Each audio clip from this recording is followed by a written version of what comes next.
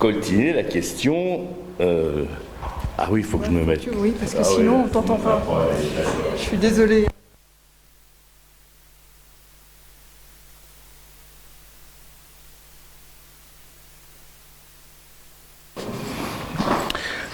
doit se coltiner la question du rapport capital-travail.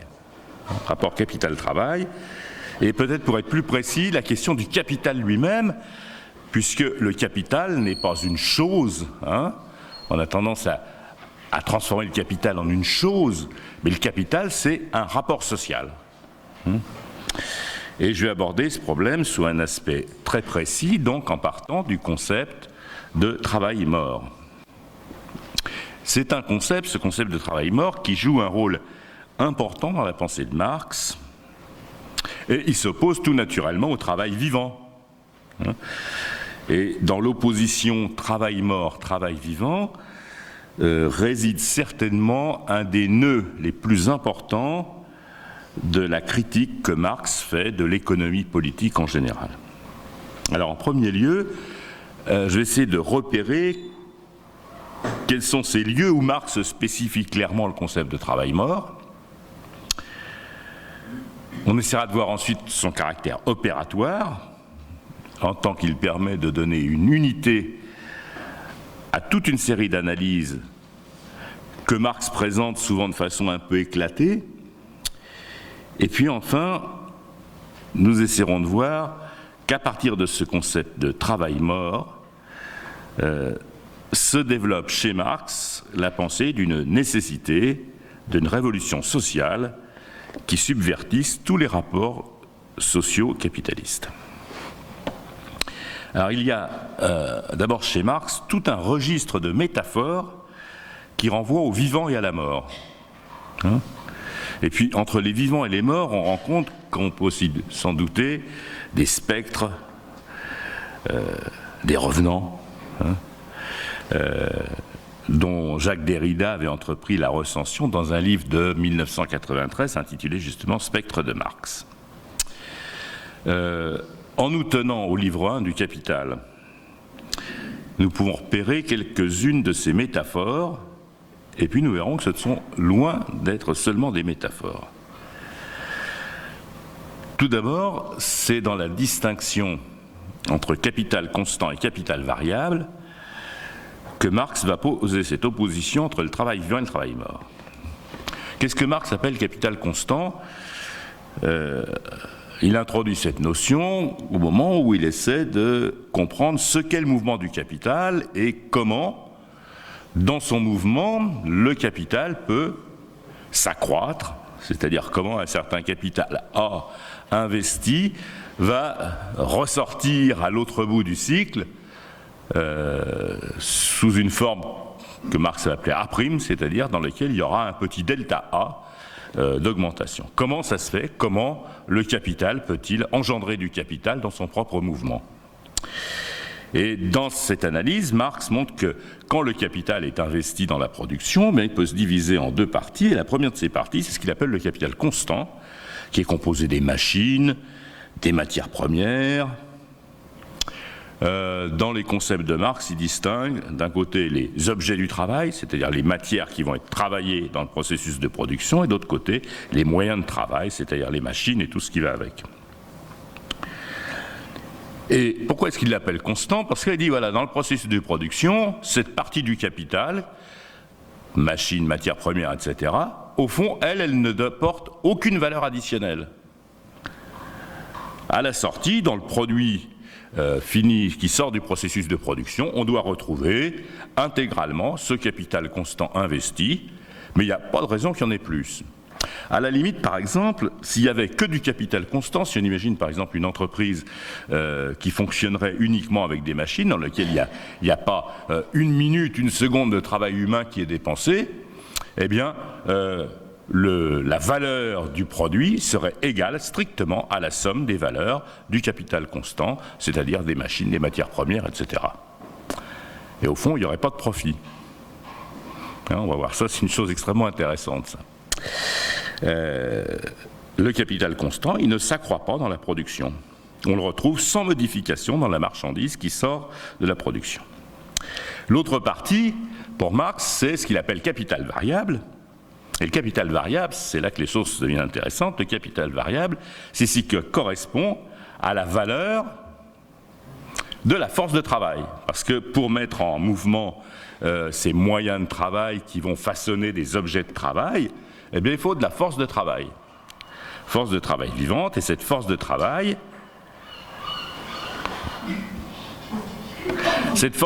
est une chose absolument miraculeuse, puisque c'est une marchandise que quand vous la consommez, elle produit plus que ce qu'elle valait au départ. Non seulement sa consommation renouvelle la valeur qu'elle a coûtée, mais en plus elle produit de la valeur. Elle produit une survaleur. Et c'est précisément cette survaleur qui caractérise le rapport capitaliste. Le rapport capitaliste, c'est l'extorsion du travail gratis qui est fourni par la force de travail. Bon, alors ça peut paraître, surtout aujourd'hui où Marx est pourchassé d'à peu près partout. Hein. Dire, les économistes à la mode, même à l'extrême gauche, sont des adversaires de Marx, hein, c'est clair. Monsieur Piketty, il écrit un livre qui s'appelle Le Capital au XXIe siècle, vous lui dites chic alors. Piketty vous dit, j'ai jamais lu une ligne de Marx et de toute façon, c'est pas intéressant. Sic, hein, je ferme les guillemets. Piketty, c'est le héros d'une partie de la gauche. Il paraît que c'est le grand économiste génial, ça s'est vendu à des millions d'exemplaires. Piketty n'a pas lu Marx et sait que c'est donc pas intéressant, parce qu'il l'a pas lu, c'est normal. Ça s'appelle l'honnêteté intellectuelle chez ces gens-là. Bon, Lordon, qui écrit dans le Monde diplomatique, voilà, Lordon, qu'est-ce qu'il dit? Il dit Marx a tort sur la théorie de la valeur. Et puis il dit sur sa conception de l'histoire, puis je sais pas quoi encore. Autrement dit, la gauche et l'extrême gauche ont un adversaire commun, il s'appelle Marx. Bon, alors, s'il n'en reste qu'un, je serai celui-là. Je vais essayer de vous montrer que Marx est du sérieux. Parce que quand Marx dit que le processus qui produit le capital, c'est l'extorsion du travail gratuit, ça s'appuie sur quelque chose de fondamental. Dans une journée de travail, mais ça c'est vrai depuis les débuts de l'humanité, un homme est capable de produire bien plus que ce qui est strictement nécessaire à l'entretien de sa propre vie. Le travail humain en tant que travail vivant, en tant que puissance de l'homme, il est productif. C'est sa nature, si j'ose dire. C'est bien parce que les hommes produisent plus que ce qu'ils ont besoin qu'ils ont construit les civilisations. Quand vous construisez la civilisation égyptienne, par exemple, je vais prendre un exemple au hasard, il faut être capable non seulement de travailler, produire du blé, etc., pour nourrir tout le monde, pour nourrir les scribes, les pharaons, les armées, etc., etc. Et puis il faut en plus être capable de travailler pour construire des choses aussi peu utiles à la vie que des pyramides, des sphinx et autre chose dans ce genre-là. Donc vous voyez bien que la civilisation humaine repose sur la capacité productive du travail, c'est-à-dire sur le fait que le travail humain peut produire bien plus que ce qui est strictement nécessaire à l'entretien de la vie humaine. Et ça distingue radicalement aussi l'activité des hommes de celle des animaux. Aucun animal, même si vous voulez parler de travail animal, ce qui est une notion assez bizarre, aucun animal n'accumule. Nous, si.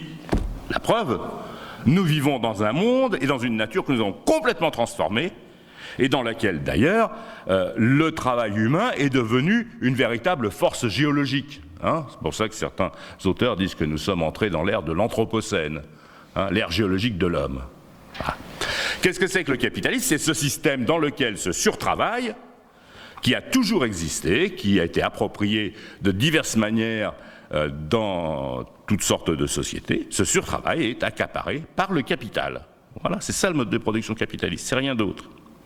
C'est l'accaparement du surtravail. Bon. En elles-mêmes, les machines ne produisent aucune valeur. Les machines produisent des choses. Dans ces choses, on retrouve la valeur d'usure des machines. D'ailleurs, on fait ça en comptabilité, on appelle ça amortissement. Hein? Mais c'est tout. Une machine ne produit pas de valeur supplémentaire. Elle ne fait que transférer sa valeur, une partie de sa valeur, à son produit. Voici ce que dit Marx. Il dit « c'est en tant qu'activité productive, conforme à un but, filage, tissage, forge, que le travail, par son simple contact, ressuscite les moyens de production d'entre les morts, les anime pour en faire des facteurs du procès de travail et s'unit à eux pour donner des produits. Pour qu'il y ait de production, il faut que le travail vivant, par son simple contact, dit Marx, ressuscite d'entre les morts toutes ces choses mortes, des machines, des matières premières, etc. Donc les moyens de production, ce sont des morts. Leur royaume, c'est le royaume des morts, qui ne peut s'animer qu'avec l'intervention du travail vivant, celui qui est conforme à l'essence humaine. Hein, je vais le dire en passant, on y reviendra peut-être si je ne suis pas trop bavard et si je garde un petit peu de temps pour la discussion. L'essence de l'homme, c'est le travail. Vous voyez, dire ça aujourd'hui, c'est rentrer dans une discussion extrêmement importante. Hein, mais moi, ma position, c'est que l'essence de l'homme, c'est le travail. Et comme j'ai eu l'occasion de le dire il y a encore quelques heures, un de nos amis qui est ici, moi, je suis assez d'accord avec saint Paul, qui ne travaille pas, ne mange pas.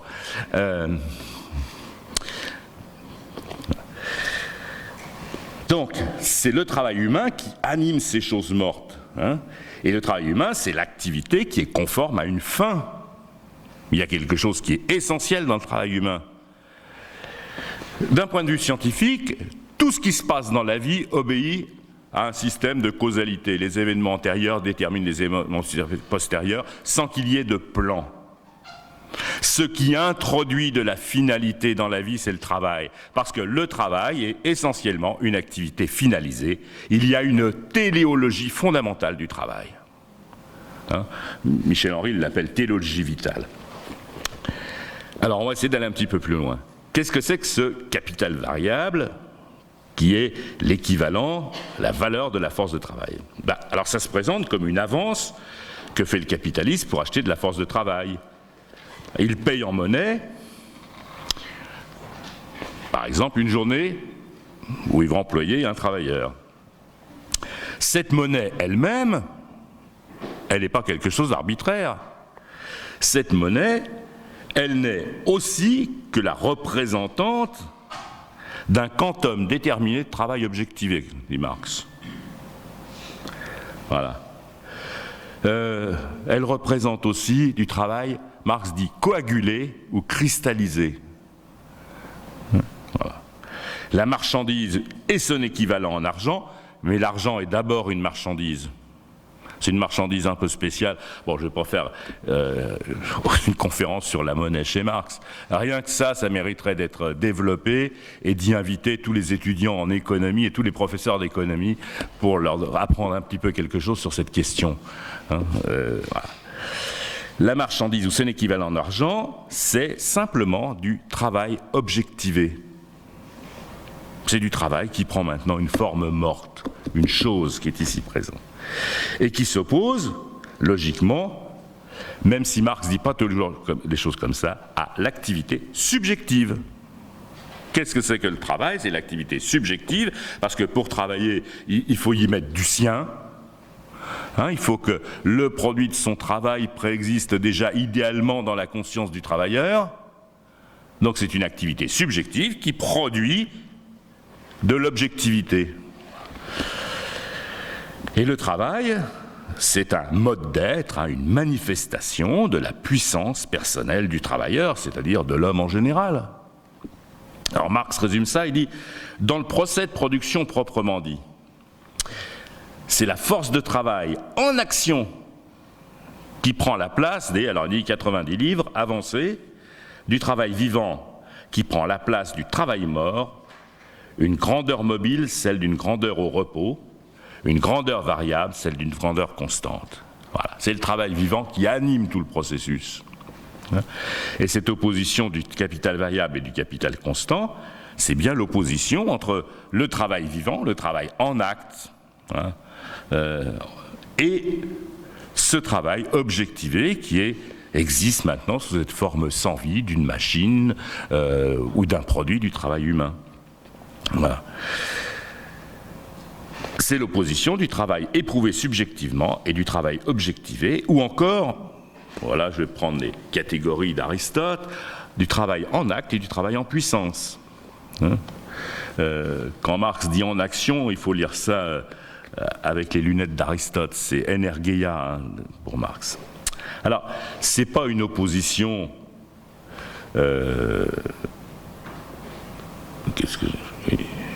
formelle, oui.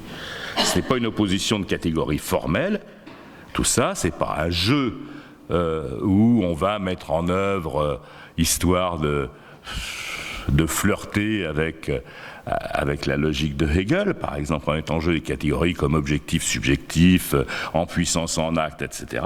C'est tout simplement parce que les catégories de la logique, les catégories les plus fondamentales de la pensée philosophique, et notamment celle de Hegel, qui de ce point de vue est le grand continuateur d'Aristote, eh bien, les catégories de cette pensée sont les expressions théoriques du mouvement réel. La réalité ne peut s'appréhender, ne se comprendre dans son mouvement, c'est-à-dire comme réalité vivante, qu'à partir de ces catégories de la pensée.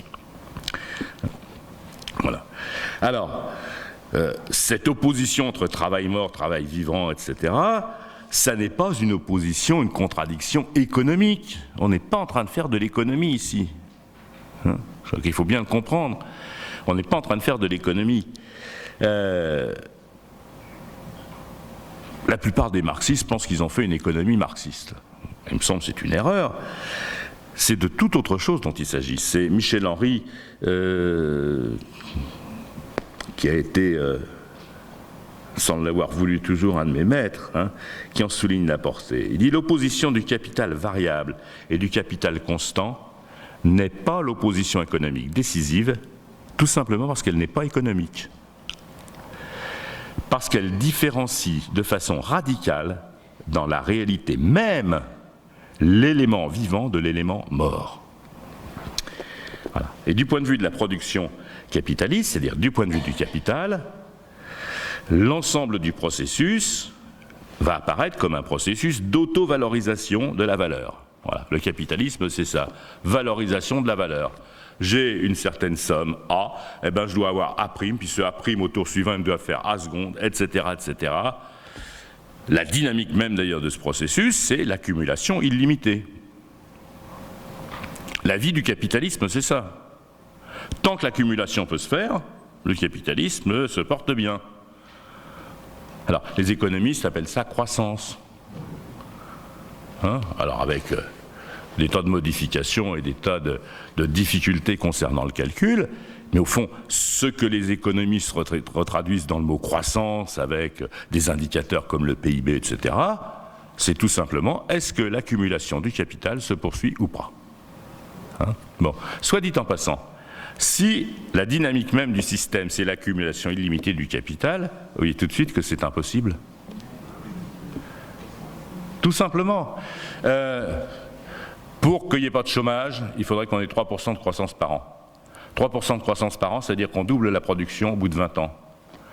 Ça veut dire qu'on a multiplié par 16 la production avant la fin du siècle. Voilà, mathématiques tout à fait élémentaires. Voilà. Comment on fait pour multiplier par 16 la production d'ici la fin du siècle? C'est tout. Le capitalisme est une impossibilité à long terme, c'est tout. Bon, c'est pour ça que régulièrement, vous avez des effondrements, crise, 29, et puis alors des effondrements encore plus grands, ça s'appelle guerre. On en a eu une au début du XXe siècle, une autre au milieu du XXe siècle, un bon paquet d'autres, mais alors qu'ils sont quand même pas tout à fait sérieux, c'est le Destruit Procès.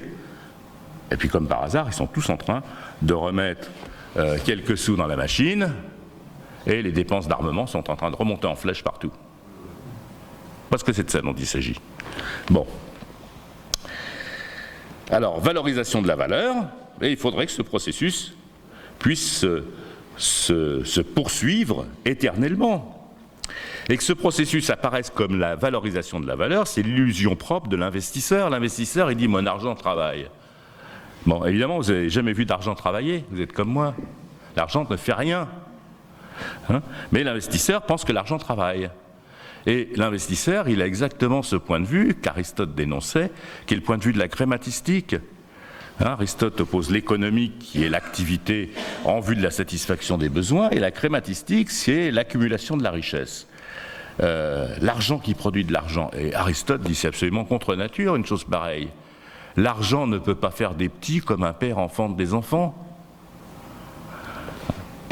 Mais du point de vue de l'investisseur, c'est l'argent qui travaille. La création de valeur, nous dit-on, elle est faite par les financiers.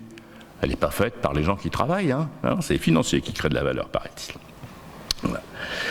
Alors, dans le même temps, le capitalisme n'est pas fou parce que quand il est obligé de calculer, et dans tous ses calculs, Marx fait remarquer que le capitaliste pose dans ses opérations le capital constant égal à 0. Opération à première vue déconcertante, dit Marx, qui note cependant que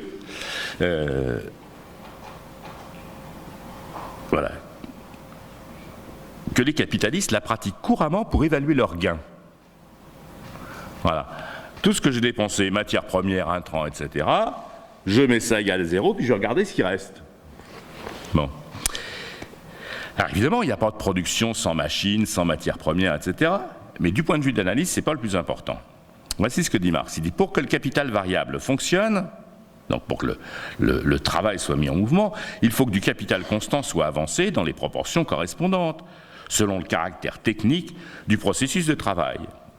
Mais le fait qu'on ait besoin, pour un processus chimique, de corps nus et d'autres récipients, n'empêche pas qu'au moment de l'analyse, on fasse abstraction des corps nus. Voilà. Si on veut analyser le mode de production capitaliste, on va faire abstraction des corps nus, donc on va poser capital constant égale 0. Et comme commente Michel Henry, il dit pour saisir l'essence du capital, sa nature propre et sa possibilité, il convient de tirer un trait sur tout ce qui est objectif dans le procès de production et de n'en retenir que l'élément subjectif réduit à lui-même. Dans l'interprétation donc, que Michel Henry donne de la pensée de Marx, une interprétation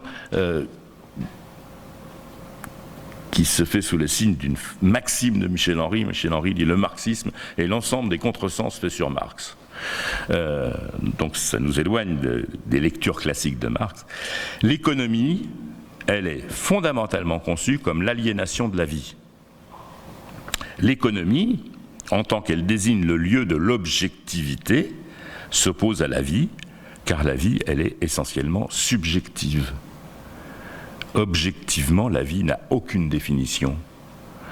La vie n'est pas quelque chose d'objectivable. On peut objectiver des êtres vivants, mais on ne peut pas objectiver la vie. La vie est quelque chose qui s'éprouve subjectivement. Et ce que pense Marx, c'est cette priorité de la subjectivité vivante sur l'objectivité. L'économie donc désigne le lieu de l'objectivité, et elle s'oppose à la vie qui est la subjectivité même, cette subjectivité qui est la vie qui s'éprouve elle-même. Et Marx oppose clairement deux points de vue. Le point de vue du travailleur et le point de vue du capitaliste. Du point de vue du travailleur, le rapport aux moyens de production n'est pas un rapport au capital, mais un rapport à un simple moyen pour un travailleur. Ces outils, ces machines sont des moyens de son activité. C'est pas un rapport au capital. Marx dit assez ironiquement, il dit dans une tannerie, par exemple, l'ouvrier traite les pots simplement comme son objet de travail. Ce n'est pas au capitaliste qu'il tanne le cuir. Mais si on se place du point de vue du capitaliste, c'est-à-dire du point de vue du procès de valorisation du capital, la situation là est complètement renversée. Les moyens de production, nous dit Marx, se métamorphosent aussitôt en moyens d'accaparer le travail d'autrui. Ce n'est plus le travail qui emploie des moyens de production, ce sont les moyens de production qui emploient le travailleur. Voilà, c'est exactement ça. Pour un travailleur, le moyen de travail, son outil n'est qu'un moyen dont il dispose lui, qui prolonge ses mains, qui aide son activité. Mais pour le capitaliste, c'est pas du tout comme ça. L'élément fondamental pour le capitaliste, c'est que les moyens de production sont des moyens de pomper du travail vivant. C'est pour ça que le capitaliste dit « je vous ai donné du travail ». Mais non, le capitaliste ne donne jamais de travail, c'est les travailleurs qui donnent leur travail au capitaliste. C'est pas le capitaliste qui donne du travail. Bon, et là vous voyez d'ailleurs combien toutes les représentations qu'on nous fourre dans la tête du matin jusqu'au soir, à la télévision, la radio, avec tous ces économistes stipendiés et leurs porte-plumes journalistiques, visent justement à masquer cette réalité fondamentale, c'est que celui qui travaille, c'est l'ouvrier. Et que pour le capitaliste, le moyen de travail n'est qu'un moyen de pomper du travail vivant. Les moyens de production emploient le travailleur. Et donc il y a dans le capitalisme une véritable inversion, inversion qui signifie que pour le capitaliste, la vie est désormais du côté du capital. Et Marx considère cette transformation, cette inversion, comme une perversion. Voici ce qu'il dit. Il dit la simple métamorphose de l'argent en facteur objectif du procès de production, en moyen de production, métamorphose ces derniers en titres légaux, en droits coercitifs sur le travail d'autrui et sur le surtravail.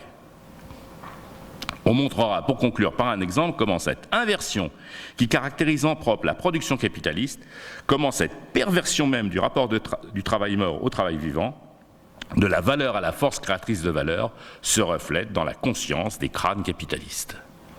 Inversion du réel qui se reflète dans la conscience des crânes capitalistes, qui se reflète tous les matins dans la conscience de M. Dominique Seux et de quelques autres du même acabit. Parce que c'est le travailleur qui devient l'employé de la machine, et non pas la machine qui est le moyen du travailleur. C'est le contraire de la vie. Je crois que c'est évident, il suffit de dire les choses comme ça. Voilà. Alors, Marx, d'ailleurs, consacre, dans la suite de ce que je viens de lire, un passage à la révolte des fabricants anglais de 1848-1850 contre la limitation de la journée de travail. Dans un article de presse, un fabricant écossais estime que si les journées de travail passent de 12 heures à 10 heures, ces machines sont réduites au 10/12e de leur valeur. Autrement dit, notre capitaliste confond la valeur de ces moyens de production avec leur aptitude à avaler un certain quantum de travail humain. La vie est passée du travail à la machine. Et le travail mort semble vivant, c'est la machine qui semble maintenant porteuse de vie, après avoir absorbé l'énergie vitale du travailleur. Et on voit pourquoi le travail vivant semble ramener les moyens de production du royaume des morts, puisque ces moyens de production, c'est des morts vivants maintenant. Et c'est eux qui vont se mettre à dévorer les véritables vivants.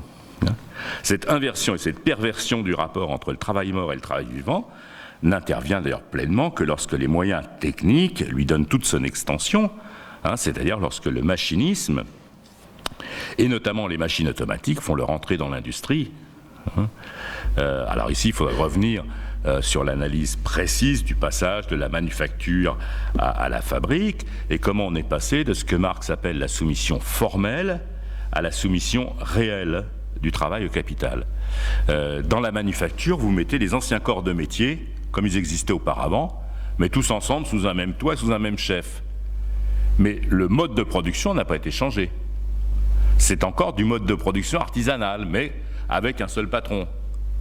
C'est ce que Marx appelle soumission formelle. Formellement, c'est du capitalisme, mais ce n'est pas encore vraiment du capitalisme chez lui, ça.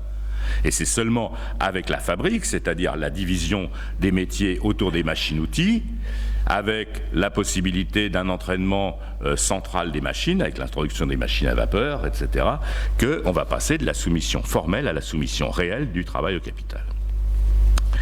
Et dans le chapitre 13 du livre 1 du Capital, qui s'intitule justement « Machinerie et grande industrie », Marx souligne que c'est pendant le procès même de travail que le moyen de travail, du fait de sa transformation en un automate, vous voyez, il écrit ça 1860, il étudie les effets de l'automatisation dans l'industrie.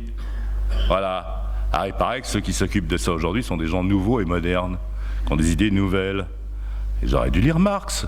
Il y a fait 150 ans que c'est écrit. Voilà. Donc, du fait de sa transformation en automate, se pose face aux travailleurs comme capital, comme travail mort qui domine et aspire la force vivante du travail. Voilà. L'introduction de l'automate, elle fait que le travail mort se dresse maintenant de toute sa hauteur face au travail vivant comme son ennemi. Mais c'est des choses très pratiques, ça.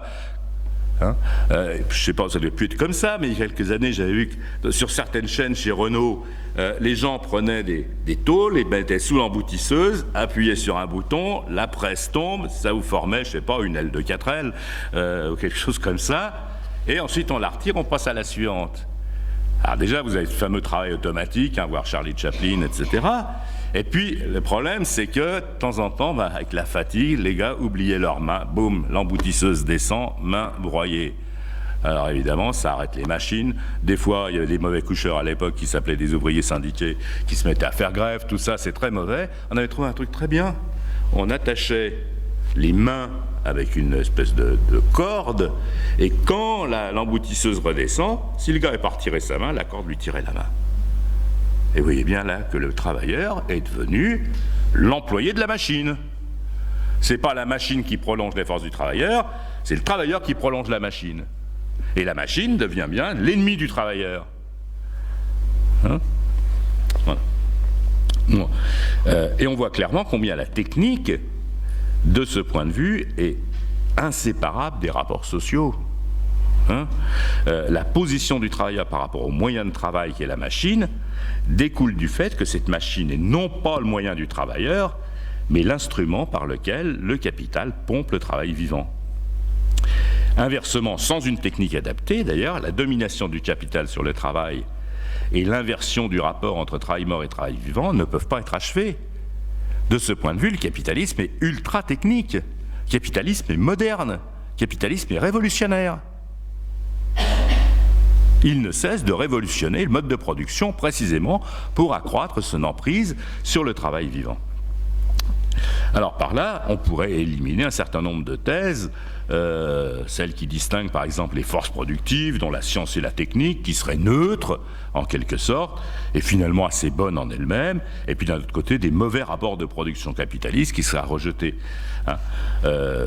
Non, les choses ne se passent pas comme ça. Il y a un étroit enlacement entre les moyens du travail, les moyens techniques et les rapports de domination capitaliste. Prise en elle-même, une machine n'est bien qu'un objet technique, une chose morte, hein, mais entre les mains du capitaliste, c'est-à-dire quand elle fonctionne comme capital, elle est le moyen de la domination qui s'anime de la vie pompée aux travailleurs. Alors, nulle part cette perversion, nous dit Marx, n'est plus insupportable et plus visible que dans le travail des enfants. La première fonction des machines, c'est de suppléer à la force musculaire. Parce que le problème, c'est que l'homme n'est pas extrêmement costaud. C'est à cause des Piméthée qui nous avait oubliés dans la distribution. Hein, Marie-Pierre a appelé ça la dernière fois. Voilà. Donc, si la machine peut suppléer à la force musculaire, on va pouvoir l'utiliser.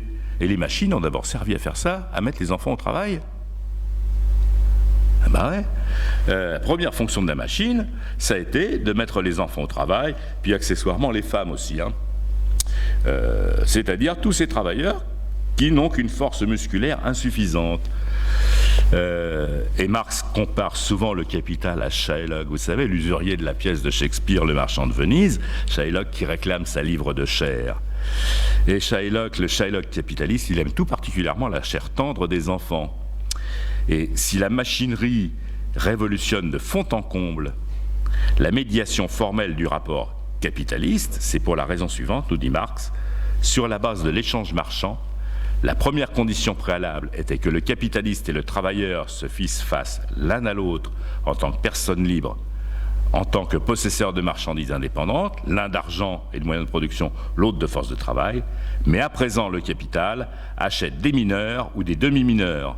Autrefois, le travailleur vendait une force de travail, la sienne, en tant que personne formellement libre, dont en tant que personne formellement libre il disposait. Il vend maintenant femme et enfants, il devient marchand d'esclaves. Hein, voilà. Marchand d'esclaves. Bon.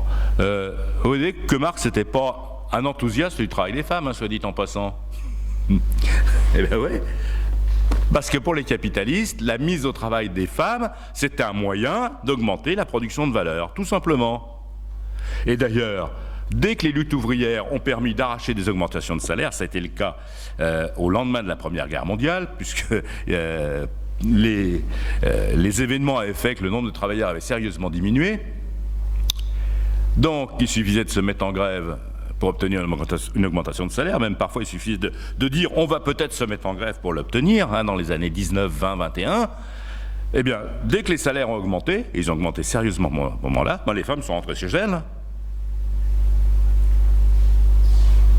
Eh oui. Bon, alors, je sais bien, quand on raconte ces choses-là, c'est pas tout à fait dans ce qui se dit aujourd'hui, mais bon, voilà, c'est la réalité historique. Alors, Marx rappelle par exemple comment une loi spéciale sur les filatures dispensa les enfants qu'elles embauchaient de l'obligation scolaire. Bah ouais. Et oui. Et il cite les explications d'un rapport de 1846. La délicatesse du tissu requérait une sensibilité des doigts qu'on ne pouvait garantir que par une entrée précoce dans la fabrique. Et avec ces doigts délicats, ajoute Marx, on a massacré complètement des enfants comme on abat des bêtes à cornes dans le sud de la Russie pour leur graisse et pour leur peau. Voilà. Pourquoi on avait besoin des enfants? À cause de la finesse de leurs doigts. On les considérait exactement comme des bêtes qu'on abattait pour la finesse de leur peau. Voilà. Et un peu plus loin, d'ailleurs, Marx compare le capital à un vampire qui suce le sang du travailleur et ne lâche pas prise tant qu'il y a encore un muscle, un nerf, une goutte de sang à exploiter. Donc le travail mort n'est pas simplement dénommé ainsi en vertu d'un usage métaphorique, mais tout simplement parce que le capital appartient effectivement au monde des morts vivants. De même que la valeur du travail coagulé, solidifié, la valeur d'une marchandise est égale au temps de travail social incorporé en elle, de même le capital est l'expression du passé. Le capital, c'est du travail qui a déjà été fait. C'est du travail qui est coagulé, comme le sang se coagule quand il n'est plus dans notre système sanguin, ou s'il se coagule pendant qu'à l'intérieur de nous, c'est mauvais signe. Voilà. Et le capital, il est maintenant sans vie. Et c'est pour ça qu'il va avoir besoin des vivants comme les vampires. Alors, évidemment, il y a toute, Marx est nourri de Shakespeare, il est nourri de toute cette littérature. C'est un écrivain redoutable, c'est un grand écrivain, c'est un styliste. Il n'y a pas beaucoup de philosophes, sont souvent barbants, faut bien le dire. Ils écrivent pas très bien. Kant, c'est casse-pied comme tout à lire. Et Marx, c'est un vrai styliste. C'est un talent littéraire, Bon, je le signale aussi. Alors voici encore une expression particulièrement parlante de ce procès de valorisation du capital. Les moyens de production apparaissent uniquement comme vampires, uniquement comme le moyen de la valorisation des valeurs présentes, et donc de leur capitalisation. Et donc les moyens de production, précisément pour cette raison, apparaissent de nouveau en face du travail vivant comme étant l'expression du capital, éminemment, et de fait, ils apparaissent désormais comme la domination du travail passé mort sur le travail vivant. Le capital, c'est la domination du passé sur la vie. Le capital, donc, n'est rien d'autre que du travail accumulé, des moyens de travail, et c'est le résultat du travail productif, du travail vivant, transformé en travail objectivé, donc qui se dresse face à l'ouvrier comme son maître. Alors, Marx emploie régulièrement, ça apparaît comme ça, il dit. Et la répétition du verbe apparaître indique que ce qui est à l'œuvre dans toute cette critique de Marx, ça n'est pas une science objective, c'est plutôt une critique de l'économie politique, c'est-à-dire une analyse de la genèse des formes de la conscience. Si la réalité apparaît ainsi, si le travail mort domine le travail vivant, c'est parce que la réalité sociale a subi une transformation décisive. Marx dit encore, ce n'est pas le travail vivant qui se réalise dans le travail objectal comme en son organe objectif, c'est le travail objectal qui se conserve et se multiplie par l'absorption du travail vivant et qui devient ainsi de la valeur se valorisant du capital comme tel. Le capital, c'est le grand automate qui absorbe le travail vivant. Alors cette transformation n'affecte pas seulement le travailleur, le capitaliste lui-même, comme individu vivant, est en quelque sorte absorbé par le capital. Les fonctions qu'exerce le capitaliste, dit Marx, ne sont que des fonctions exercées avec conscience et volonté du capital. Voilà, le capitaliste, c'est du capital incarné, c'est tout. Qu'il soit bon ou méchant, ne change rien à l'affaire. qu'il soit pénétré de sentiments moraux nobles ou que ce soit le dernier des salopards, ça ne change rien sur le fond. Ça peut changer à la marge, voilà. Hein. Peut-être qu'il n'exercera pas le droit de cuissage sur ses employés. Bon, mais à part ça, sur le fond, ça ne change rien. Parce que le capitaliste, il est de la conscience et la volonté du capital. Et le capital fonctionne comme un automate. Ça, c'est la grande découverte de Marx, à laquelle, d'ailleurs, personne n'a pratiquement rien compris. Le capital, c'est une machine automatique. Donc, c'est la valeur qui se valorise par l'absorption du travail vivant. Le capitaliste n'exerce ses fonctions qu'en tant que capital personnifié. Le capital en tant que personne. De même que le travailleur n'exerce les siennes qu'en tant que travail personnifié, qui lui appartient, pour ce qui est de la souffrance, de l'effort, alors qu'il appartient au capitaliste en tant que substance qui crée et multiplie la valeur, de même qu'en tant que tel, il apparaît au fait comme un élément incorporé au capital dans le procès de production, comme son facteur vivant variable. La domination du capital sur le travailleur est par conséquent la domination de la chose sur l'homme. Du travail mort sur le travail vivant, du produit sur le producteur. Alors en même temps, il est évident qu'il n'en va pas réellement ainsi. Je vais mettre des guillemets à réellement. La réalité, c'est toujours fondamentalement l'activité des individus vivants. C'est elle qui est première. Ce n'est pas l'argent qui est la cause de l'argent. Pas plus que l'argent n'est pas le père qui engendre des enfants, pour reprendre l'expression d'Aristote. Mais les choses apparaissent comme ça, et tout le système fonctionne comme ça, et la conscience qu'en ont les agents, elle est celle-là. Et cette conscience inversée de la réalité, d'ailleurs, c'est cela que Marx appelle idéologie. C'est pas autre chose, hein. Voilà. Notons encore que ceux qui veulent faire de la théorie de Marx une théorie scientifique de la société, une science de l'histoire, une économie marxiste, etc., eh bien, en sont ici pour leurs frais. Hein. Nous avons affaire à une analyse purement philosophique. Marx est un philosophe. Un grand philosophe, et Michel Henry dit même un des plus grands. Un des plus grands. Il ajoute même le plus grand philosophe chrétien. Je lui laisse la responsabilité de cette phrase, mais qui chez lui a un sens très précis. Voilà. Une analyse purement philosophique, c'est une véritable phénoménologie du mode de production capitaliste. C'est-à-dire comment la réalité apparaît à la conscience. Et voilà ce qu'élucide d'abord Marx dans le Capital. L'économie n'est pas la réalité fondamentale. La réalité fondamentale, c'est la vie, vécue subjectivement. L'activité pratique, sensible, dont Marx parlait déjà dans la première thèse sur Feuerbach en 1845. L'économie, elle est d'un certain point de vue le lieu de l'irréalité. Bon. Ou plus exactement, un dédoublement inversé de la réalité.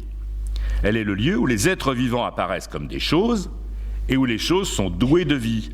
C'est un monde de spectres, de fantômes et de vampires. Et donc, c'est bien à juste titre qu'on peut dire avec Michel Henry que l'économie n'est pas le fondement ultime, la détermination en dernière instance et autres expressions qui ont alimenté le marxisme vulgaire. Voilà. Non, l'économie ne détermine rien en dernière instance. L'économie n'est qu'une forme qui s'est fabriquée à un certain stade du développement historique de l'humanité. Voilà. L'économie, elle est, de ce point de vue, elle est bien, comme le dit Michel Henry, l'aliénation de la vie, c'est-à-dire la vie qui s'est perdue elle-même dans les choses. L'expression travail mort n'est donc ni purement métaphorique, ni hyperbolique. Elle concentre un faisceau de problèmes, d'analyses convergentes, qui reviennent de façon récurrente dans l'œuvre de Marx, qu'il s'agisse des manuscrits préparatoires au Capital ou du Capital lui-même. Alors, reste à préciser le sens de ces analyses. En premier lieu, le travail mort est inséparable du développement et de la généralisation de la forme valeur. De ce point de vue, on ne peut le comprendre qu'en revenant à une compréhension précise de ce qui se joue dans la section 1 du Capital, l'élucidation de la nature de la marchandise, qui ouvre la voie à la compréhension de ce que c'est que la société capitaliste, puisque Marx nous dit que la marchandise, c'est la cellule de la société bourgeoise. Je ne vais pas développer ici l'analyse de cette première section, puisque j'ai fait ça il y a 2 ans, je crois, dans le séminaire. Il suffit d'en rappeler l'essentiel. La marchandise, loin d'être une chose banale, facile à comprendre, est en vérité un casse-tête métaphysique Puisque la marchandise, elle est à la fois une chose sensible, ayant des qualités concrètes, qui en font une chose destinée à satisfaire un certain nombre de besoins humains particuliers, mais en même temps, elle est une valeur, et en tant que valeur, elle est quelque chose qui ne tombe pas sous le sens. La valeur de cette chose n'est pas écrite dessus. Cette chose, elle a un certain poids, elle a des qualités physiques, mais sa valeur, elle n'est pas une chose physique. Donc la marchandise n'est pas une chose physique. Bon, le matérialisme de Marx, c'est bizarre, hein? Ouais, c'est bizarre, le matérialisme de Marx. Bon, la marchandise, c'est une chose sociale. Hein? Et qu'est-ce que c'est qu'une chose sociale, nous dit Marx? C'est une chose qui tombe et ne tombe pas sous le sens. Voilà, c'est une contradiction. En tant que valeur d'usage, donc la marchandise correspond à un besoin humain. Le travail qui lui a permis de la produire est un travail spécifique, qui demande des habiletés spécifiques, des moyens de travail tout aussi spécifiques. L'activité productive et la jouissance du produit de cette activité ne font qu'un. Hein, en réalité, même si l'échange suppose la séparation entre la production et la jouissance du produit. Mais pour que l'échange soit possible, pour qu'un certain quantum d'une marchandise A puisse s'échanger contre un certain quantum d'une marchandise B, il faut que tout un processus social s'accomplisse qui permette de stabiliser, en un temps et en un lieu donné, un certain nombre de conventions sociales qui vont s'exprimer dans l'argent. Voilà. Et Marx va reprendre ici l'analyse d'Aristote et va montrer que l'argent est au cœur d'un renversement. Hein, on passe d'un premier processus dans lequel ce qui compte, c'est l'échange en vue de la satisfaction des besoins. Je produis des chaussures, je les vends et avec l'argent des chaussures, je vais m'acheter une veste. Là, on est dans un échange qui vise le besoin. Et c'est un échange qui reste dans la téléologie vitale, hein, cette activité orientée vers une fin qui est le travail, et qui est ce qu'Aristote appelait l'économique. Et le capital intervient avec le renversement de ce processus, c'est-à-dire quand le processus part de l'argent pour revenir à l'argent et non pas de la marchandise pour revenir à la marchandise. Voilà. Voilà. Et de purs moyens d'échange, l'argent en devient la fin. La production n'est plus le moyen de la vie, mais ce sont les besoins vitaux, vitaux ou non d'ailleurs, qui deviennent les intermédiaires de l'augmentation de la production. Et vous voyez très facilement que tout notre mode d'existence sociale est fondé là-dessus. Nos besoins ne sont que les moyens de la valorisation de la valeur. C'est pour ça qu'il faut en créer des nouveaux, parce que sinon le processus de valorisation de la valeur s'interrompt. C'est pour ça qu'il faut trouver des moyens de les satisfaire qui doivent disparaître assez vite, obsolescence. Hein, c'est pour ça que tous les producteurs s'ingénient à trouver de nouvelles choses qui vont stimuler notre désir pour renouveler, remplacer des choses qui marchent très bien. Parce que si nous ne le faisions pas, le processus s'arrête. Et si le processus s'arrête, patatras, le capital s'effondre. Hein, et cette inversion, elle fait que le produit du travail devient étranger au travailleur, que son activité sensible, vécue subjectivement, lui devient étrangère. Et Michel Henry, d'ailleurs, fait ici une remarque essentielle. Il dit qu'il n'y a pas de révolution politique. Non, pour lui, toutes les révolutions politiques sont tout à fait secondaires. Il y a eu dans l'histoire de l'humanité une révolution à proprement parler, qui renverse tout, hein, c'est ça une révolution. Un bouleversement total dans les soubassements même de la société. Et cette révolution, c'est précisément l'inversion de la téléologie de l'échange, c'est le fait qu'à partir d'un certain moment, la production n'étant plus orientée vers la valeur d'usage, mais vers la valeur d'échange est devenue illimitée. Nos besoins en valeur d'usage sont limités. Mais si la production est orientée vers la production de valeur, il faut qu'elle soit illimitée. L'idéal serait que nous ayons des dizaines de postes de télévision chez nous, de réfrigérateurs, etc., qui aient une capacité de consommation illimitée. On a fait des progrès quand même dans ce sens-là, on a fait des efforts pour accumuler des choses que nous allons jeter un jour ou l'autre dans une poubelle quelconque. Il va falloir payer pour se débarrasser des choses dans les poubelles. Hein, voilà. Bon, et c'est bien une inversion fondamentale qui s'est faite. Hein. Bon.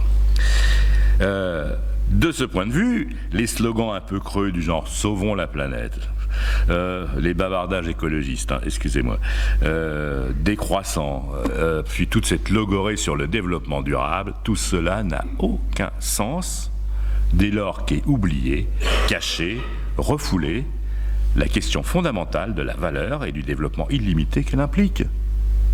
Voilà. Question écologiste, c'est du sérieux, à condition qu'on aille à la racine des choses. Hein? Développement durable capitaliste, c'est une farce. C'est une farce. Voilà.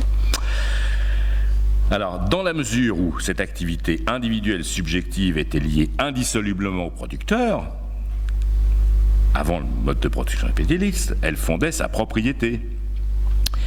Et quand intervient la séparation entre le travail vivant d'un côté, les moyens et le produit du travail de l'autre, cette séparation est une expropriation. Pour que cette société advienne, il a fallu exproprier massivement les travailleurs de leurs moyens de travail. Hein? Les marxistes ont coutume de critiquer le principe de la propriété privée comme le principe capitaliste par excellence. Ouais, c'est vrai, c'est faux, parce que on ne devrait pas oublier que le triomphe du mode de production capitaliste a pour condition l'expropriation massive des producteurs indépendants, et donc l'annihilation à grande échelle de la propriété. Hein, demandez aux petits paysans anglais de l'époque élisabéthaine comment le capital a respecté leur propriété privée. Hein, on les a chassés à coups de fusil. Quand ils ne voulaient pas partir, on a brûlé leur village et ils se sont retrouvés des centaines de milliers sur les routes, à crever de faim. Et puis malgré tout ça, ils ne voulaient pas encore s'embaucher en usine. Hein, une mauvaise composition, ces gens-là. Donc qu'est-ce qu'on a fait? On a fait des lois sur les mendiants pour les arrêter et les mettre où? Dans des workhouses, maisons de travail. Soit dit en passant, la construction du capitalisme en Grande-Bretagne, c'est exactement ce qu'a fait Staline avec la collectivisation forcée. Expropriation des paysans, famine de masse et camp de travail. Le capitalisme et le stalinisme se ressemblent comme deux gouttes d'eau. Et il y a quelque chose d'étrange là-dedans. Le capitalisme exproprie, si on confond Marx et le marxisme. Hein. Alors, selon la Vulgate marxiste, la fin de la petite propriété indépendante, agricole ou artisanale était la condition du progrès historique, qu'est le triomphe du mode de production capitaliste. Et puis, en généralisant le salariat, ça serait l'antichambre du communisme, c'est-à-dire du collectivisme, qui a été présenté longtemps comme l'idéal communiste réalisé. Pourtant, quand Marx décrit l'accumulation primitive, par exemple en Angleterre, hein, il parle aussi pas mal des colonies. Là aussi, il y aurait énormément de choses à dire. Hein. C'est-à-dire, c'est la somme des horreurs de ce qui a été le colonialisme est absolument irracontable même. Hein. Il y a des passages entiers de Marx, et à peine si on arrive à les lire, tellement ce qu'il raconte est horrible. Hein. C'est pour ça qu'il conclut d'ailleurs son chapitre sur l'accumulation primitive en disant « Le capitalisme est venu au monde en suant par toutes ses pores la boue et le sang. Hein, » voilà. Et quand Marx raconte cette expropriation des petits paysans en Angleterre, il est du côté des petits paysans, hein, c'est clair. Il est avec eux. Hein, et pourtant, ils sont contre le progrès capitaliste, hein, ces petits paysans. Et comme le note encore Michel Henry, c'est bien par opposition à cet État qui paraît rétrospectivement idyllique que le capitalisme est jugé, en dépit du formidable essor qu'il communique à la production, comme un état de décomposition. Et Marx il parle d'état de décomposition du capitalisme au XIXe siècle, pas de celui d'aujourd'hui. Hein? Le capitalisme, c'est donc il n'est pas du côté de la vie dans sa jeunesse, puis ensuite il deviendrait pourrissant, il deviendrait un capitalisme en putréfaction, comme disait Lénine, ou alors il deviendrait le capitalisme du troisième âge, pour parler comme Ernest Mandel. Bon, ça c'est encore la Vulgate marxiste. Le capitalisme, dans son naissance, est du côté de la mort. Et ses exploits prodigieux, et ils sont prodigieux en effet, sont finalement un long travail qui prépare ce que Günther Anders a appelé l'obsolescence de l'homme. Quand les conditions de la vie deviennent étrangères au travailleur, le travailleur tombe nécessairement sous la domination du capital mort. La domination de la vie par les choses, l'accumulation de marchandises comme unique finalité de la vie, l'aliénation de la société de consommation, tout ça ne sont rien d'autre que des expressions différentes de ce principe fondamental de la domination du capital, c'est-à-dire la domination d'une production orientée vers la valeur. Voilà. En second lieu, pour comprendre le concept de travail mort, il faut comprendre la place du jeu subjectif-objectif et comprendre comme objectivité qui s'oppose à la subjectivité du travail vivant. Pour Marx, l'activité productive est une, sinon la dimension fondamentale de la nature humaine. Et sous des formes différentes, vous retrouvez cette idée des écrits de Genèse, des manuscrits de 1844, dans l'idéologie allemande, aussi bien que dans le Capital. Produire ses conditions d'existence, produire sa vie elle-même, voilà ce qui distingue l'homme des animaux. Mais produire, c'est pas simplement travailler, si on entend par travail ce qu'on entend aujourd'hui, c'est-à-dire un travail soumis au profit de quelqu'un d'autre, une activité salariée qui aurait pour finalité l'argent. L'activité productrice des hommes, elle est ce par quoi ils manifestent ce qu'ils sont. Et le point de départ en est le désir tel qu'il est éprouvé subjectivement. L'activité productive, elle manifeste quoi? Cette impulsion subjective du désir qui va s'objectiver dans la production d'un objet qui se tient maintenant face au producteur, disponible pour la jouissance. Et le point d'arrivée de ce processus est tout aussi subjectif que son point de départ. Le point d'arrivée s'appelle la jouissance. Et c'est, pour reprendre encore une formule de Michel Henry, la vie qui s'éprouve elle-même. Et de ce point de vue, le travail objectivé n'est que la médiation du sujet vers lui-même. Alors, toute activité, évidemment, nécessite des outils, des moyens de travail, qui sont le résultat, d'ailleurs, d'un travail antérieur. Et il pourrait sembler peut-être arbitraire de faire du sujet le point de départ et le point d'arrivée. Après tout, nous sommes conditionnés par des conditions objectives que nous trouvons toutes faites.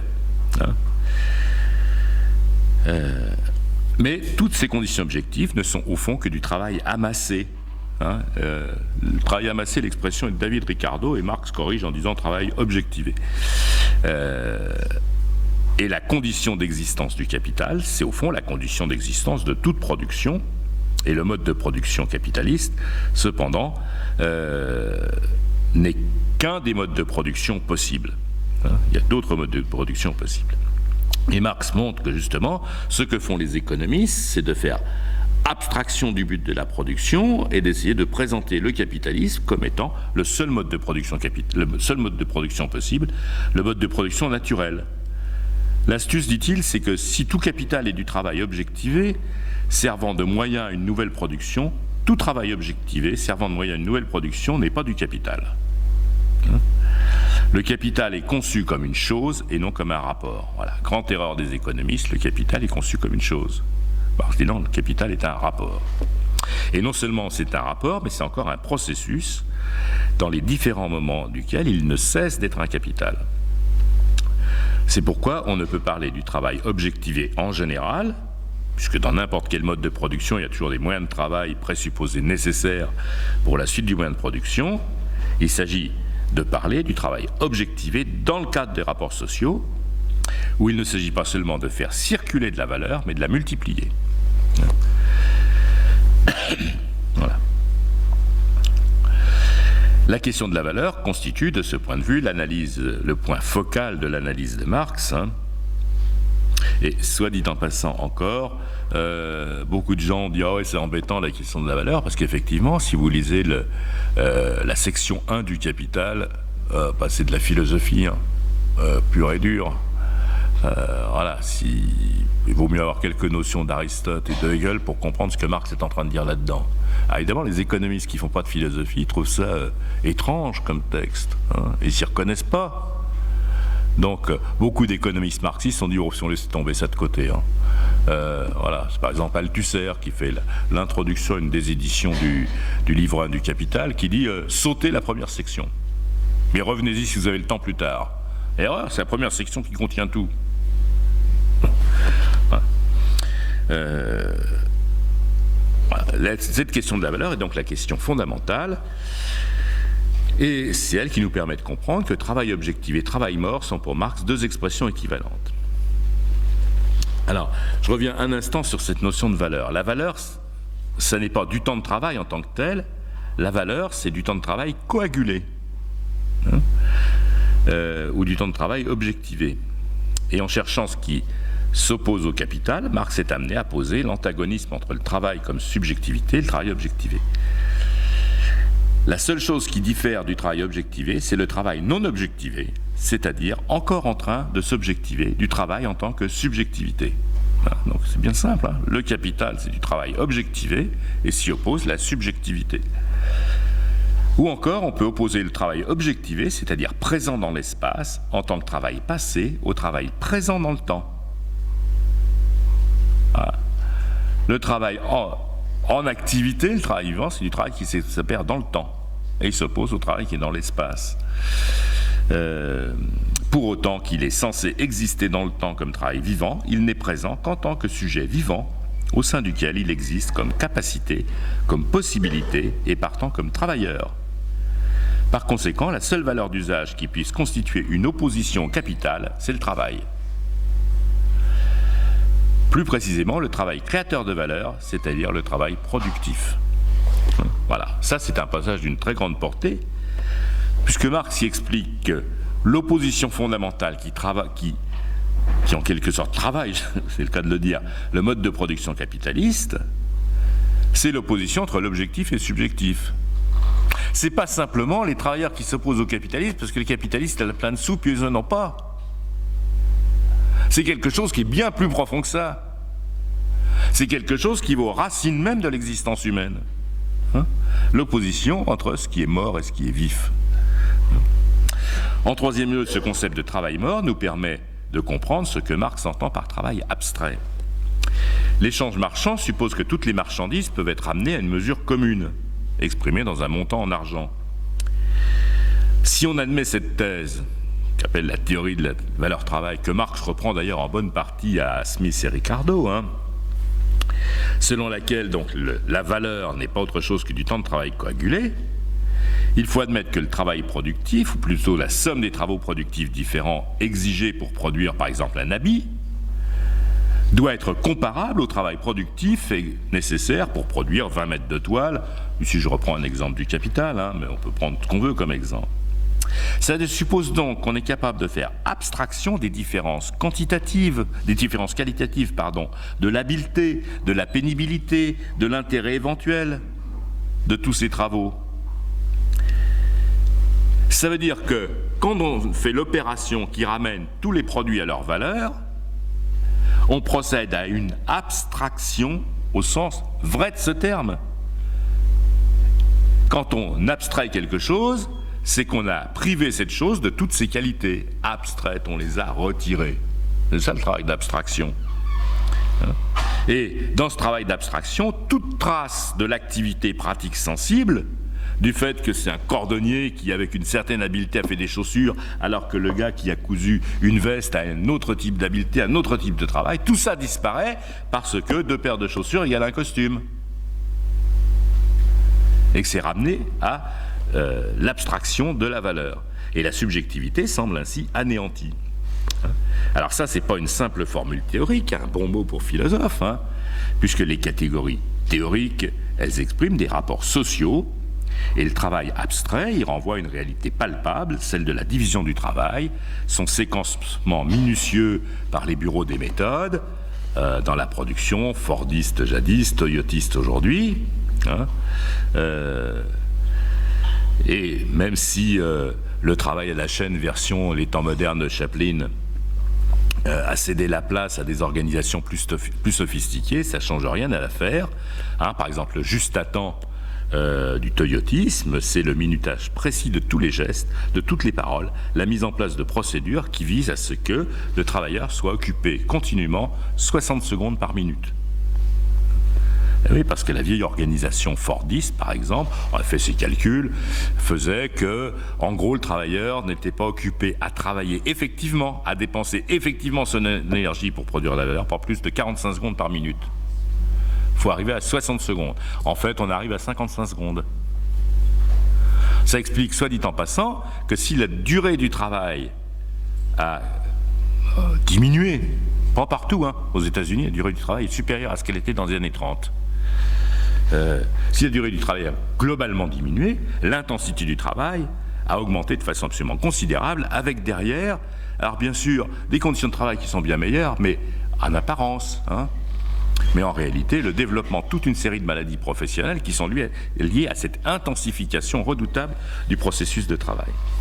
Et, chose intéressante, même les secteurs qui auparavant étaient ceux des cols blancs, qui étaient en quelque sorte épargnés par tout ça, il y avait une grande différence dans les entreprises entre les gens des bureaux et puis les gens qui étaient dans les ateliers. Eh bien, même ces secteurs-là, aujourd'hui, ne sont plus épargnés. Par exemple, les systèmes d'accueil clientèle, ce qu'on appelle les call centers, par exemple. Les opérateurs suivent un protocole strict, ils énoncent des phrases types et doivent calibrer au plus juste leur temps de relation avec le client. Et pour s'assurer de la bonne exécution des consignes, on a une surveillance exercée à partir d'un poste informatique central auquel rien n'échappe. Big Brother is watching you. Ce travail abstrait, c'est finalement un travail dont on a retiré toute vie, pour le réduire à de la mécanique. Alors, Chaplin nous fait rire dans les temps modernes en appliquant une recette de Bergson qui dit que le rire consiste à plaquer du mécanique sur du vivant. Le capitalisme, c'est ce qu'il fait, plaquer du mécanique sur du vivant. Le problème, c'est que là, on n'a plus envie de rire, c'est plutôt une tête d'enterrement qu'on devrait avoir. Donc, le concept de travail mort, ainsi qu'on l'a esquissé, est inséparable d'un autre concept qui a été développé en particulier par Lukács, philosophe hongrois, et qui est le concept de réification. Réification, c'est le devenir chose du vivant. Et ce concept de réification qu'on ne trouve pas explicitement chez Marx, mais qui est implicite dans l'analyse de Marx, a été développé donc par toute une série de gens, alors Lukács, mais aussi des gens de l'école de Francfort, c'est-à-dire des marxistes qui ont su rester libres à l'égard du joug du marxisme officiel.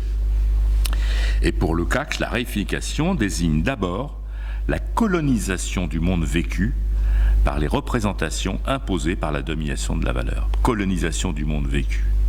C'est aussi un des grands thèmes d'Adorno, Horkheimer, de la théorie critique, c'est que ce système colonise la conscience, colonise notre vécu. Et si Marx n'emploie pas le mot de réification, dans le chapitre 4 de la première section du Capital, il s'intéresse au fétichisme de la marchandise, et il expose ici clairement ce dont il s'agit.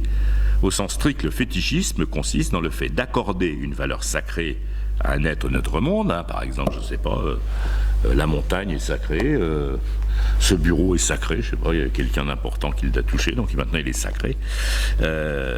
Alors cette analyse du fétichisme, Marx la développe en relation avec les analyses des anthropologues, et le fétichisme de la marchandise, c'est le processus qui fait de la valeur et de son incarnation monétaire la véritable puissance vivante, et qui transforme donc le travail vivant en une chose, première phase de l'opération, et qui transforme les choses, argent, marchandise, en véritable puissance vivante, qui s'impose aux travailleurs. Que le travailleur vivant soit transformé en chose, on est allé jusqu'au bout dans le vocabulaire, puisque maintenant il s'appelle ressources humaines. Bah ouais, les mots en disent long. Donc, avec la question du travail mort, nous sommes au cœur de la théorie critique de Marx, et c'est encore ce concept qui est mobilisé quand il s'agit de comprendre le destin du mode de production capitaliste. Il y a une espèce de mot de passe, un chibolette pour les marxistes qui s'appelle baisse tendancielle du taux de profit. Alors Marx énonce effectivement comme une loi générale du mode de production capitaliste cette baisse tendancielle du taux de profit qui résumerait à elle seule toutes les contradictions du mode de production capitaliste. Alors là-dessus, il y a une littérature plus qu'abondante. Je vais dire simplement ceci. Qu'est-ce que c'est que la baisse tendancielle du taux de profit ? Ce n'est pas une loi économique découverte par expérience, parce que le taux de profit, il fait des hauts, des bas. C'est pas non plus un théorème découlant d'un système théorique, c'est une conséquence du principe de la substitution du travail mort au travail vivant. Conséquence d'ailleurs qui elle-même trouve son origine ultime dans la double nature de la marchandise. Voilà. Alors qu'est-ce que c'est que cette baisse du taux de profit ? Marx explique les choses très bien. Le profit, il est réalisé par le temps de travail gratis. Donc si par exemple un travailleur va travailler 8 heures dans la journée et qu'en 4 heures il a compensé l'équivalent de son salaire, il travaille 4 heures gratis pour le capitaliste. C'est ça qu'il appelle la survaleur ou plus-value. Bon. Donc le problème c'est que le capitaliste, lui, compte pas comme ça. Le capitaliste rapporte cette plus-value non pas au salaire mais à l'ensemble du capital investi. Donc, le taux de profit, c'est la plus-value sur salaire plus capital constant. Or, toute la dynamique historique du mode de production capitaliste est une accumulation de ce capital constant. Donc, sans faire beaucoup de mathématiques, vous voyez facilement que si vous mettez C au dénominateur, si C augmente, la valeur de la fraction va diminuer. Donc, le taux de profit va avoir tendance à diminuer. Et ce que montre Marx, c'est qu'au fond, l'essentiel des préoccupations des capitalistes, c'est de savoir comment empêcher que ce taux de profit diminue. Comment empêcher qu'il diminue ? Alors, il y a toutes sortes de méthodes qui sont mises en œuvre. Marx les explore les unes après les autres, et puis après il montre comment elles peuvent se combiner. Il y a tout un travail très méticuleux qui est fait là-dessus. Mais c'est de ça dont il s'agit. Par exemple, pour éviter une trop grande baisse du taux de profit, vous faites en sorte que les mêmes machines soient utilisées plus souvent. Donc on va allonger, on va instituer le travail posté. Le soleil ne se couche jamais sur le monde du capitalisme. On va faire en sorte d'accélérer la rotation du capital. Donc par exemple, accélérer le renouvellement des produits, etc. etc. Il faut également obtenir une intensification du travail.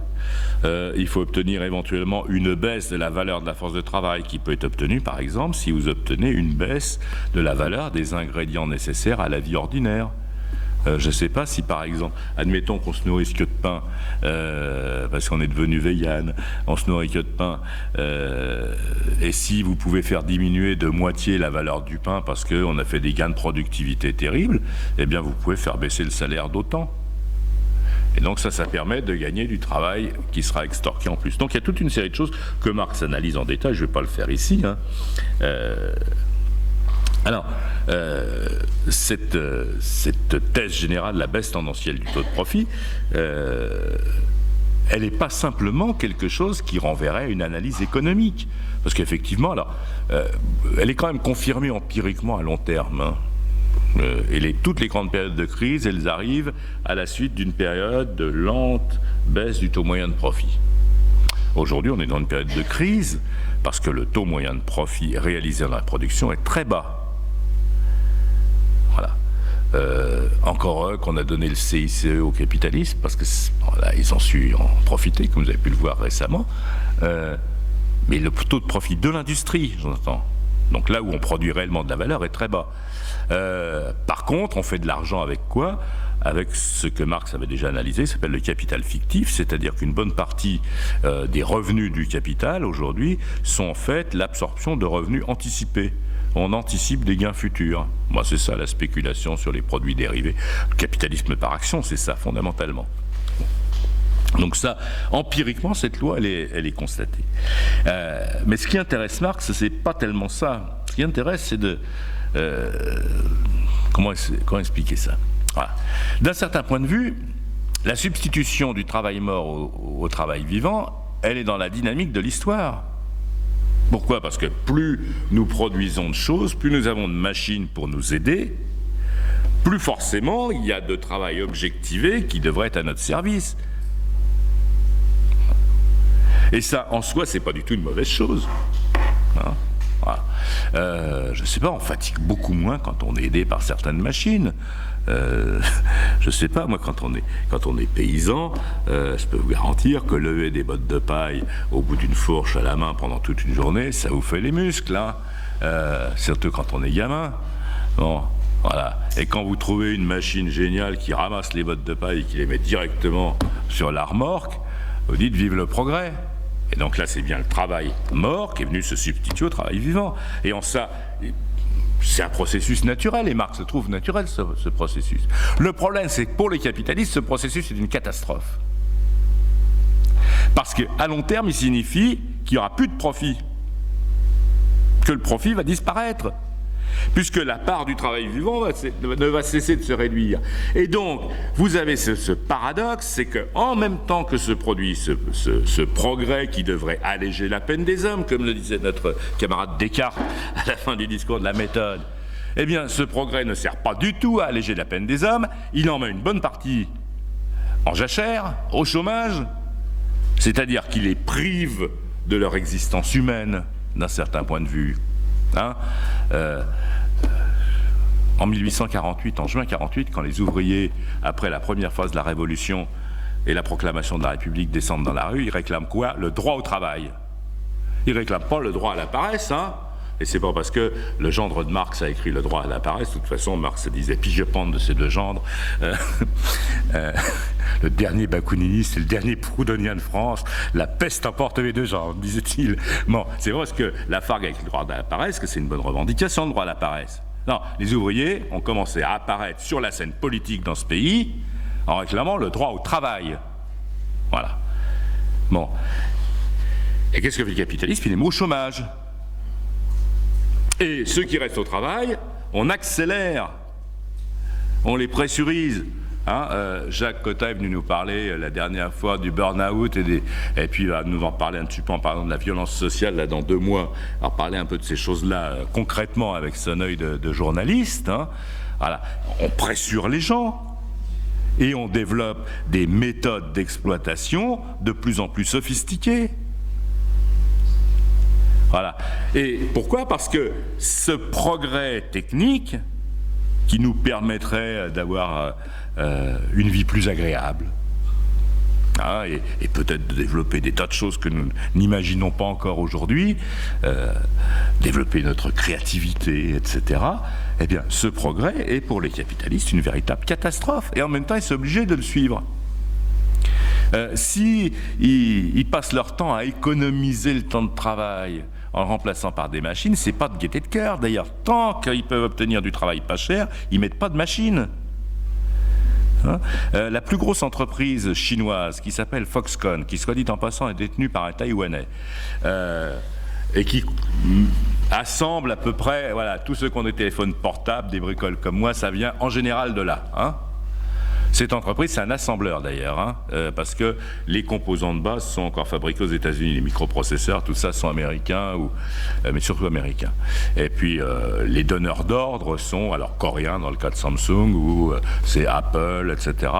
S'il y a quand même un Chinois qui est en train d'émerger comme une puissance autonome, c'est Lenovo, hein, qui montre que la Chine est en train de changer de catégorie, là aussi dans le rapport entre les grands capitalistes. Bon, tous les cas, Foxconn, ils ont 1 200 000 ouvriers à peu près.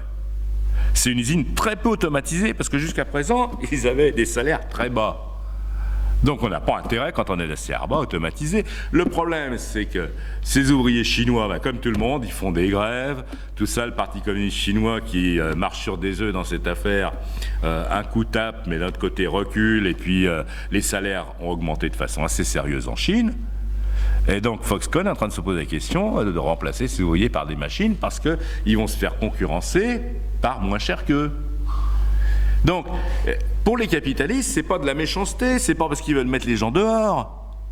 C'est parce que la dynamique même leur impose ça. Le capitaliste d'ailleurs, enfin, c'est encore une façon de parler, hein, surtout aujourd'hui. Le capitaliste, c'est pas un bonhomme. C'est un manager qui est payé pour ça. Carlos Tabarros, là, le PDG de PSA, c'est quoi? C'est un employé, c'est le fonctionnaire en chef Hein, c'est un peu comme un directeur d'administration centrale dans l'État. Il a été choisi par les actionnaires pour diriger PSA. Et c'est pas lui le propriétaire de PSA.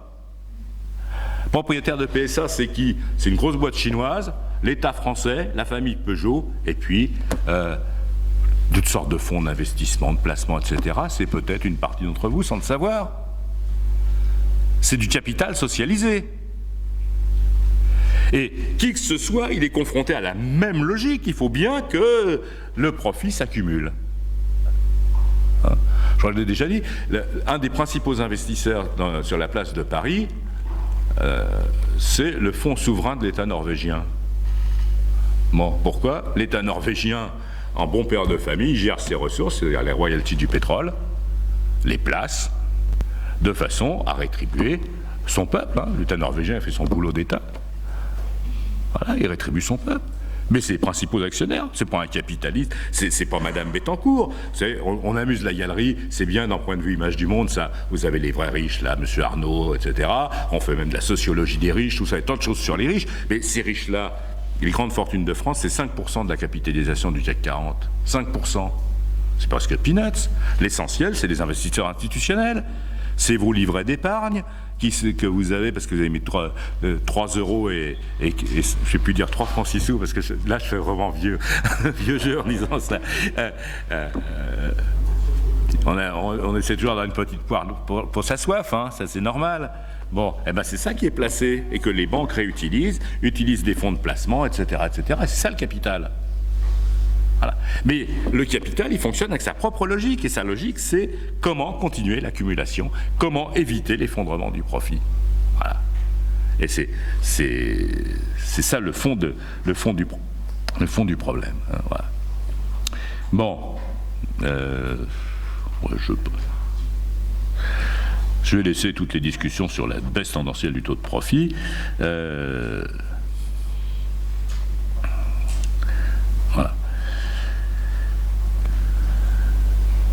Donc, en tant que la soumission du travail vivant au travail mort est l'essence du capitalisme, le capital est donc fondamentalement mortifère. C'est un système mortifère. Et Marx le dit d'ailleurs, il dit « Le capital détruit les deux sources de la richesse, qui sont la terre et le travail. » Hein? Premier penseur de l'écologie s'appelle Marx. Parce que lui, il voit très bien tout ça. Le seul horizon que laisse le capital, aujourd'hui, c'est une planète dévastée par la voracité du capital et qui ne connaît pas d'autre loi que l'accumulation pour l'accumulation, quel que soit le personnage qui dirige le système à un moment ou à un autre. C'est un problème systémique. Et en même temps, le capitalisme annonce l'obsolescence de l'homme, parce que cette domination des machines sur les hommes, elle annonce que ce qui est en trop, finalement, c'est l'humain. Ce qui est en trop, c'est l'humain. Et c'est pourquoi, d'ailleurs, nous sommes invités régulièrement par toutes sortes de gens à entrer dans l'ère du post-humain, hein, dont Jean-Marie Braun nous avait parlé ici il y a quelques mois. Hein. Voilà. C'est ça la dynamique du capital. L'entrée dans le post-humain. Voilà. Alors, est-ce que ça c'est inévitable? Non, parce que de toute façon, cette dynamique va provoquer des craquements considérables dans les décennies qui viennent. Les prémices sont là, hein, pas simplement parce qu'on entend des bruits de bottes, et parce que aussi les gens qui réfléchissent un peu sont en train de calculer ce qui va se passer dans 10 ans, dans 15 ans, dans 20 ans. Hein, politique qui calcule ce qui va se passer demain matin. Hein. Mais les gens qui réfléchissent un peu calculent plus loin. Par exemple, la question des ressources naturelles, l'appropriation des ressources naturelles. Il y a une bataille gigantesque qui se mène à l'échelle mondiale pour l'appropriation des ressources naturelles. La high-tech, c'est bien, on s'amuse, nous, avec les start-up, on va faire les clowns à Las Vegas. Les choses importantes, c'est combien vous avez de terre en Afrique. Parce que c'est l'agriculture, le prochain secteur décisif. Parce qu'il s'agira de savoir si on peut encore nourrir les gens. Voilà. Et puis toutes les autres ressources naturelles. Et puis les capitalistes sont déjà en train de spéculer sur la dévastation des mers, qu'est-ce qu'on va faire face à la raréfaction du poisson, par exemple, sur la fonte de la calotte glaciaire. Hein, il y a déjà des gens qui sont en train de préparer des croisières au pôle Nord. Si la calotte fond, vous allez pouvoir aller avec votre croisière Costa là, au pôle Nord tranquillement.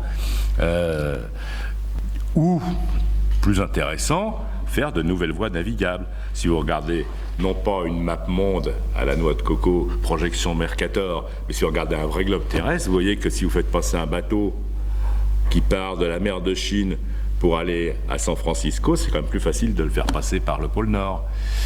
Idem, si vous passez de la Chine par le pôle Nord pour aller au port du Havre, c'est relativement facile. Alors qu'autrement, il faut faire le tour de l'Afrique. Si vous prenez le canal de Suez, il est trop petit. Tout ça, c'est très long et très coûteux. Si on peut passer par le pôle Nord, ça sera impeccable. Les conséquences de tout ça seront catastrophiques, hein, on le sait. Si la calotte glaciaire polaire fond, il y a de bonnes chances que le Gulf Stream disparaisse, et donc nous, on aura moins 30 l'hiver, moins 40 et 3 mètres de neige. Hein. Voilà. Bon, ça, mais ils s'en fichent. Alors le problème, c'est que ces craquements vont se faire sentir, et qu'il y a de bonnes chances que tout ça devienne impossible. Hein. Alors Comment ça se terminera, ça, je ne suis pas prophète, j'en sais rien, mais je suis sûr que cette dynamique va se terminer. Hein. Si j'en crois Wallerstein, il y a un petit livre qui s'appelle L'avenir du capitalisme, ou quelque chose comme ça. 4 sociologues et économistes d'horizons un peu différents, d'ailleurs, aboutissent aux mêmes conclusions, ils disent 30-40 ans. Alors, qu'est-ce qui se passe après? Là, ils ont plusieurs scénarios qu'on pourrait envisager un jour, mais voilà. De toute façon, donc, ça ne durera pas. Ça ne durera pas parce que on peut penser que les forces de la vie vont résister, puis c'est tout. Voilà. Et que les hommes ne se laisseront pas mourir, tout bêtement. Voilà. Bon. Il est 8h09. J'ai gardé un petit peu de... J'ai pas fait comme l'autre fois. Voilà. Bien. Donc, il nous reste...